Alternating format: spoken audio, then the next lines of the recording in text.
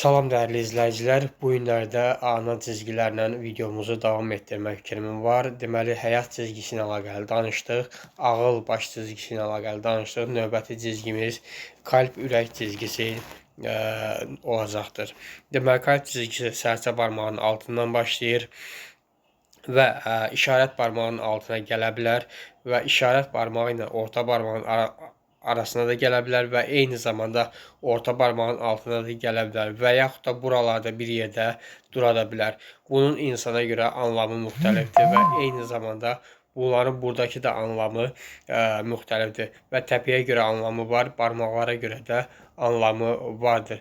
Və növbəti bir cizgi haqqında danışmalıyam.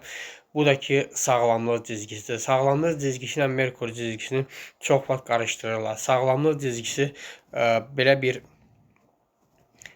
formasını cızıram sizə. Həyat cizgisinin üzərinə gəlib, həyat cizgisinin üzərində dura da bilər və həyat cizgisində keçə də bilər.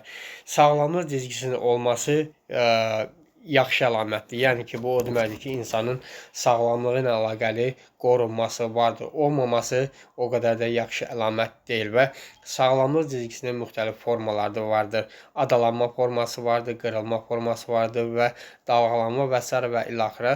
İnsana görə sağlamlıq cizgisi və insanın sağlamlığına görə bu cizgi dəyişə bilir. Ən maraqlısı burada isə sağlamlıq cizgisi həyat cizgisinə endikdə və burada həyat cizgisinə verdiyi təsirdir. Sizin əlinizdə bəs sağlamlıq cizgisi varmı?